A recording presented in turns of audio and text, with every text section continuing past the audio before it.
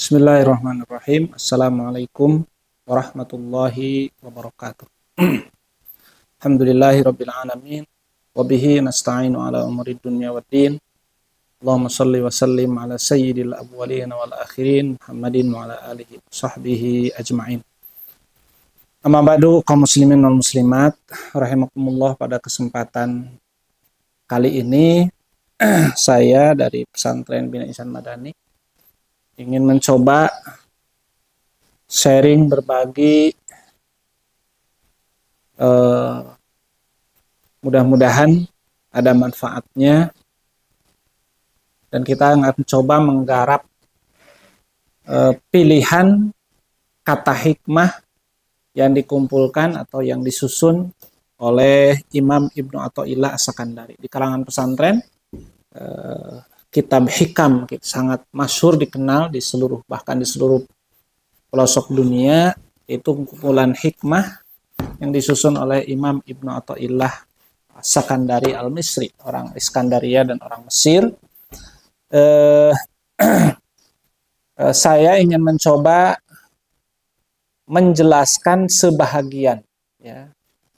Penjelasan ini mungkin bersifat semacam syarah, tapi semacam juga khotirah, apa yang bisa saya pahami dan ingin saya share kepada kaum muslimin dan muslimat, para pendengar, para penyimak dimanapun, sehingga nanti penjelasannya bersifat terbatas sesuai kemampuan saya. Yang kedua, saya akan pilih kata-kata hikmah yang menurut saya cocok, ya, dengan situasi dan kondisi, dan saya bisa menjelaskannya cocok dengan situasi dan kondisi, bahkan bisa jadi akan sangat subjektif, ya, situasi dan kondisi saya sendiri. Jadi ketika saya milih nanti satu hikmah, bisa jadi itu pilihan jiwa saya yang sedang ingin mendalami itu dan ingin share, berbagi. Jadi ini akan sangat cair sekali, bisa jadi dari hikmah 1 pindah ke hikmah 10, hikmah 11, dan seterusnya. Demikian yang kita inginkan, harapannya mudah-mudahan. Kenapa dipilih? Karena satu, keterbatasan saya juga untuk menjelaskan semuanya ke halayak umum yang dengan berbagai latar belakang. Ya, tentu itu juga bukan sesuatu yang mudah. Yang kedua, memang hikam ini disusun oleh seorang sufi, seorang ahli tasawuf yang luar biasa. Tentu nanti tidak setiap topik itu cocok bagi setiap kita, atau paling tidak bagi umum. Ada topik-topik yang khusus bagi kalangan tertentu. Itu menurut hemat saya. Baik, kita akan mulai dari hikmah pertama. Beliau mengatakan, Bismillahirrahmanirrahim. Qala al-muallif rahimahullahu ta'ala wa nafa'ana bi'ulumihi fid dharaini amin. Min alamatil i'timadi 'alal 'amali nuqsanir raja'i inda wujudiz zalali. Artinya, secara letterlek, di antara tanda bergantung atau mengandalkan pada sebuah amal, sebuah proses, sebuah kerja, ya, adalah bukti dari bahwa kita masih mengandalkan amal, bukan mengandalkan Allah, atau bahasa lainnya masih bertawakalnya bukan kepada Allah, tapi masih bertawakal kepada selain Allah. Di antaranya adalah pekerjaan kita, kehebatan kita, kemaksimalan kerja kita, adalah adanya berkurang sikap berharap atau rasa harap ketika ada kekurangan dalam amal. Ikhwati fillah, kaum muslimin rahimakumullah, hikmah ini secara umum beliau ingin menekankan pentingnya bertawakal hanya kepada Allah. Jadi kita hanya boleh mengandalkan Allah dalam situasi dan kondisi apapun. Tidak boleh berharap kepada orang, kepada makhluk halus, bahkan kepada kehebatan dan kepintaran dan kerja kita. Kita kerja maksimal, belajar maksimal, tapi tetap akhirnya kita merengkuh, akhirnya kita berserah, hasilnya tergantung Allah Subhanahu wa ta'ala. Ini tentang tawakal. Kenapa? Ya, saya mungkin lebih kepada ingin kenapa kita bersandar kepada pekerjaan kita tidak boleh. Wallahu alam, menurut hemat saya, yang pertama, kenapa kita tidak boleh berharap bergantung kepada pekerjaan kita, tapi tetap harus gantungan kita Allah walaupun kita sudah maksimal. Yang pertama, karena pekerjaan kita tidak pernah sempurna dan rentan salah dan masih dalam bahasa murid disebut masih selalu ada margin of error. So hebat apapun sudah kita maksimalkan dari berbagai dimensi, dari berbagai sisi, tapi selalu ada kekurangan. Bisa jadi kekurangan itu dirasa hari ini, bisa jadi tidak dirasa hari ini, bisa jadi baru dirasa puluhan tahun. Ya, dalam ilmu kesehatan mungkin, ya, dalam ilmu apapun sebetulnya. Yang dulu dianggap itu obat ternyata berbahaya, yang itu dianggap berbahaya ternyata obat, dan seterusnya. Yang dulu dianggap tidak ada manfaatnya ternyata ada manfaatnya. Demikian juga kita dalam manajemen, dalam bisnis, dalam proyek, dalam apa. Ketika kita mengerjakan merasa paling maksimal, setelah sekian puluh tahun, ternyata pantesan waktu itu terjadi masalah. Kami ini salah. Jadi satu, kenapa kita tidak boleh mengandalkan kerja kita, jangan dijadikan pegangan. Satu, karena kerja kita tidak pernah lepas dari kekurangan. Tidak ada manusia yang sempurna. Tidak ada pekerjaan kita yang tidak ada errornya. Disebutnya juga sering disebut dengan human error. Ya, jadi kesalahan yang seringkali dilakukan manusia. Itu satu. Yang kedua, kenapa kita tidak boleh mengandalkan kepada amal? Karena ya, kalau kita mengandalkan amal, ketika berhasil maka akan sombong, akan menepas dada dan lihat saya. Ya, dan kesombongan itu akan membuat kita lalai, membuat kita lupa, tidak bersyukur kepada Allah, tidak memohon kepada Allah, padahal tadi masih rentan kesalahan. Kalau kita kurang, maka akan stres. Jadi kalau kita mengandalkan usaha, kalau berhasil kita, oh saya dilawan. Tapi kalau gagal, aduh salah saya. Dan terus, orang kalau sudah menyalahkan dirinya, memang bagus pada satu titik dia evaluasi. Tapi kalau terus terlalu menyalahkan dirinya, maka akan ada tekanan semacam stres. Yaitu dari sisi menurut hemat saya, sehingga sangat logis, sangat wajar kalau kita tidak boleh bergantung kepada amal, tapi hanya kita kepada Allah. Kalau bergantung kita kepada Allah, kekurangan kita Allah akan menutupinya. Ya. Kalau bergantung kepada Allah, tidak ada medan untuk sombong, karena keberhasilan itu hanya min fadlillah. Kalau kita kurang, kita juga tidak akan pesimis dan terlalu terlalu merasa tertekan, karena kekurangan itu akan ditutup oleh Allah SWT. Ketika lebih tidak sombong, ketika kurang tidak akan tertekan. Kira-kira begitu, sehingga kaum muslimin rahimakumullah, banyak sekali ayat-ayat yang mengajarkan atau memesankan atau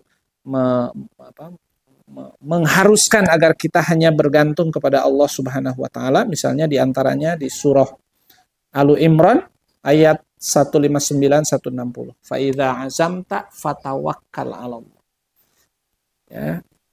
Innallaha yuhibbul mutawakkilin. Muhammad, kalau engkau sudah berazam nih, sudah sepakat musyawarah mau perang, mau melakukan sesuatu, walaupun persiapannya sedikit tapi sudah hasil musyawarah maju, bismillah, fatawakkal, sudah. Pegang Allah, jangan lihat senjata, jangan lihat pasukan, jangan lihat SDM, jangan lihat SDA. Kalau sudah disepakati oleh syura musyawarah, kalau dalam organisasi, fatawakkal 'ala Allah. Kenapa Allah melanjutkan di ayat ke-160? In yansurkumullahu fala ghaliba. Kalau Allah ingin menolong, tidak ada yang bisa mengalahkan. Itu satu pelajaran penting. Yang kedua, surah Asy-Syu'ara ayat 217 ya sampai ayat 220. Ya, Allah berfirman, a'udzubillahi minasyaitonir rajim, wa tawakkal 'alal 'azizir rahim. Kamu serahkan urusanmu, gantungkan kepada zat Tuhan yang aziz, gagah tak terkalahkan, tapi juga dia rahim, penyayang. Kalau kita ngandalin orang, kadang dia sayang kepada kita, tapi nggak kuat bantu kita. Ada orang kita minta bantuan, saya mau bantu, tapi saya nggak punya. Ada orang yang bisa bantu, tapi nggak kasihan sama kita. Nah, sedangkan bergantung kepada Allah, berdasarkan surah Asy-Syu'ara 217, Al-Aziz Ar-Rahim. Maka wajar kita tawakal hanya kepada Allah saja. Alladzi yaraka hina taqum.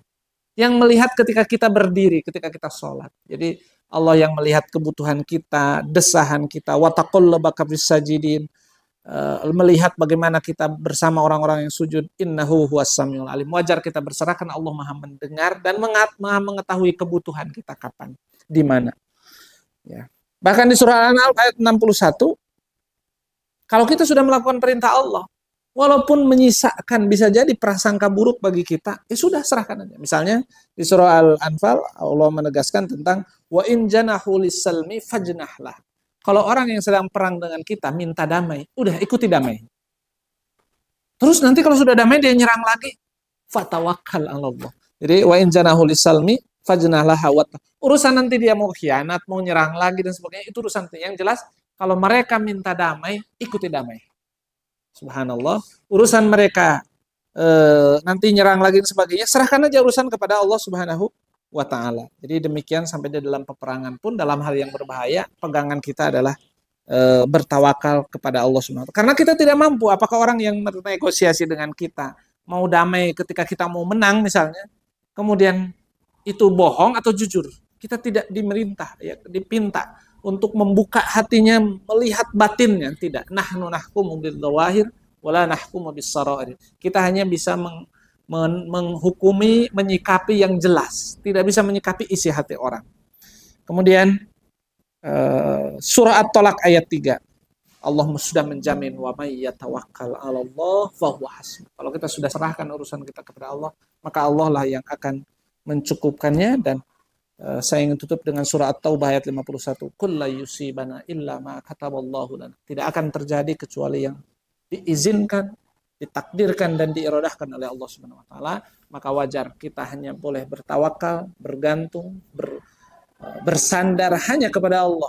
Manusia, orang hebat, orang pinter, apapun kehebatannya, bisa jadi dia hebat tapi dia tidak sayang. Bisa jadi sayang, tapi dia tidak hebat. Sayang, hebat, tapi dia ada matinya. Makanya kalau di Al-Quran di surah itu, wa tawakkal 'alal hayy, kalau di surah Al-Furqan, kamu bertawakal itu hanya kepada zat yang tidak pernah mati. Jadi kapanpun diharapkan dia bisa. Ya. Maka di surah Taubah itu, Allah lah yang layak, karena dialah yang akan memastikan terjadi atau tidak. Dan kita ingin tutup dengan sebuah hadis Rasulullah SAW bagaimana istimewanya ibadah tawakal ini kaum muslimin. Rasulullah mengatakan dalam hadis riwayat Imam Bukhari, yang pada intinya kata Rasulullah SAW, bahwa ada sekelompok umatku, ribuan bahkan puluhan ribu umatku secara substansinya, saya tidak ingin sebut angka-angka, yang akan masuk surga tanpa hisab. Ketika sahabat bertanya, ya Rasulullah, siapakah mereka? Kata Rasulullah, mereka adalah orang yang tidak pernah minta dijampe dan tidak pernah menjampi dan hanya kepada Allah lah mereka bertawakal. Jadi substansinya di sini bukan sedang membahas ruqyah atau syariah ghair syariah, tapi di sini orang yang hanya bergantung, benar-benar bertawakal kepada Allah, sehingga dia gantungannya kepada Allah, bukan kepada penjampi, bukan kepada hal-hal lain, maka itulah ternyata yang akan membuat orang tidak akan dihisab. Dia akan langsung saja masuk surga. Inilah keistimewaan tawakal. Ibadah tawakal adalah ibadah hati. Terakhir, jangan campur adukan ibadah hati dengan ibadah fisik. Fisik kita dituntut untuk bekerja. Ya, walladzina jahadu, kerja keras, itu ibadah fisik. Ya, tidak cukup, harus ditambah dengan ibadah hati. Bersandar hanya kepada Allah. Tapi jangan dibenturkan. Bukan berarti ketika kita ibadah hati tidak ibadah fisik. Jadi kemudian jangan sampai menganggap saya bertawakal maka saya tidak harus bekerja. Ya. Hadisnya simpel. Rasulullah pernah ditanya, ya Rasulullah, apakah unta saya ikat terus tawakal atau dibiarin terus saya tawakal? Tawakal aja, kalau memang rezeki itu unta nggak kemana-mana. Kata Rasulullah, ikat. Aqilha summa tawakal. Ikat baru tawakal. Jadi kerja keras baru di ujung, ya Allah, saya sudah persembahkan kemampuan saya, tugas saya. Hasilnya adalah peran Engkau. Hasilnya adalah tergantung Engkau. Maka satukanlah, lelahkan tubuh kita kerja fisik sesuai dengan syariat aturan Islam sampai titik sesuai aturan Islam. Tapi juga lakukan ibadah hati yang juga tidak boleh ditinggalkan, yaitu ketawakalan kepada Allah Subhanahu wa taala. Aku qouli hadza wa astaghfirullah li wa lakum. Assalamualaikum warahmatullahi wabarakatuh.